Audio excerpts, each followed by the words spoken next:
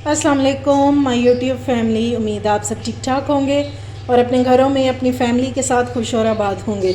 अल्हम्दुलिल्लाह मैं भी बिल्कुल ठीक ठाक हूँ आप लोगों की दुआओं से। आज आप लोगों के साथ शेयर करूँगी एक चटनी की रेसिपी। कहने को तो ये चटनी है लेकिन इसमें तकरीबन 100 बीमारियों का इलाज है। ये बहुत फ़ायदेमंद चटनी है। जैसा कि आजकल रोज़े चल रहे हैं तो हम समोसे पकोड़े जो खा रहे होते हैं उसकी वजह से हर एक का तकरीबन वो मैदा जो है वो डिस्टर्ब हो रहा होता है। तो अब चाहे मैदे का मसला हो या हाजमे का, बीपी का मसला हो, ब्लड प्रेशर का या शुगर का, बहुत से मसलों का हल जो है ना वो सिर्फ एक चटनी है।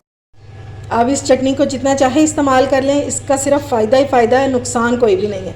तो चलिए अपना काम शुरू करते हैं। अगर रेसिपी अच्छी लगे तो इसको लाइक और शेयर किया करें और मेरे चैनल को सब्सक्राइब भी किया करें और साथ लगे बेल आइकन को भी प्रेस किया करें ताकि मेरी आने वाली हर वीडियो आपको टाइम से मिल सके, जो कि बिल्कुल फ्री में है। तो चलें जी बिस्मिल्लाह करते हैं।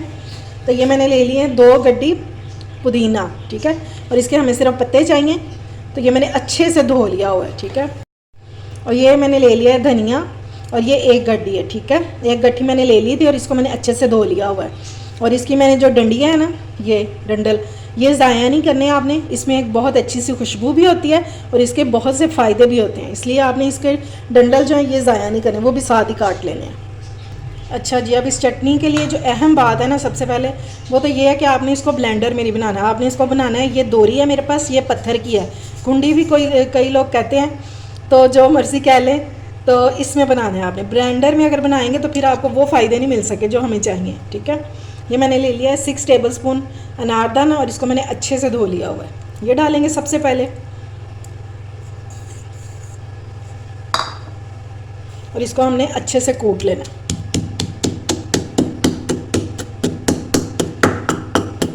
अगर आपके पास लोहे की है या दूसरी मिट्टी की है तो आप उसमें भी कर सकते हैं।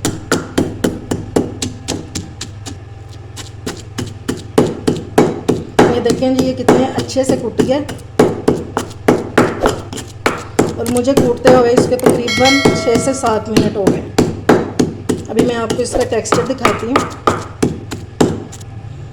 ये देखें जी, ये इसके अंदर जो एक लेस सी है ना, जो अनारदाने में कुदरती तौर पे पाई जाती है, अगर आप इसको ब्लेंडर में पीसेंगे ना तो फिर इस तरह का इसका मिक्सचर नहीं बनेगा, ठीक है।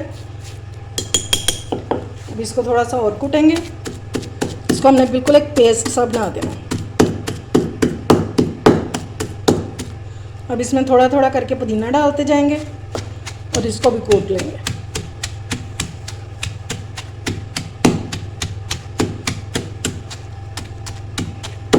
ये देखें जी, पुदीना जो है तकरीबन कुटने ही वाला है। इसको हमने बहुत अच्छे से कूट लेना है।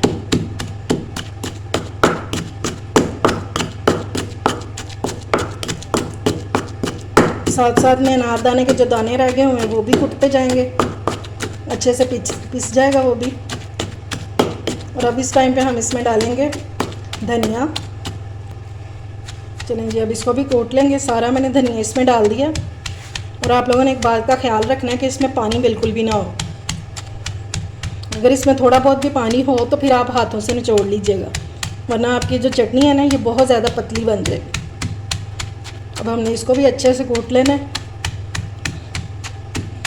थोड़ी सी मेहनत तो है लेकिन मज़ा भी है और सेहत भी है, इसलिए इतनी सी मेहनत तो कर ही सकते हैं हम।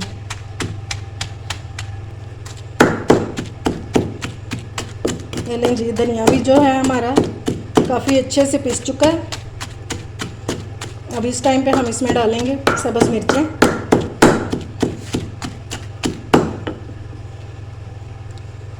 सब्ज़ मिर्चों से पहले हम इसमें डालेंगे लहसुन, और लहसुन के फ़ायदे तो सभी को पता ही हैं। तो ये हमारे ब्लड प्रेशर को कितना कम करता है, खून को पतला करता है।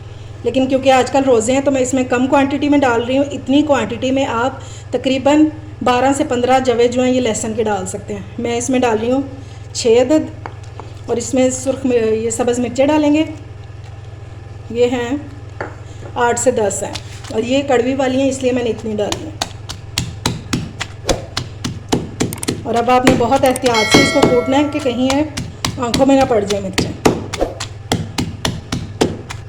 इस टाइम पे साथ ही हम इसमें डाल देंगे नमक, और मैं इसमें डाल रही हूँ 1/2 टीस्पून। आपने बिल्कुल बराबर का नमक इसमें नहीं डालना है, इसमें नमक थोड़ा सा कम ही रखेंगे, ठीक है, ताकि अगर ब्लड प्रेशर वाले लोग खाएं तो उनको कोई मसला ना हो।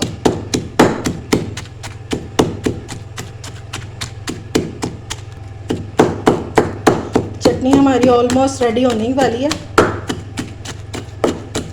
बस के आखिरी मराहिल में ही है ये। मुझे इसे बनाने में तकरीबन 20 मिनट लग गए हैं।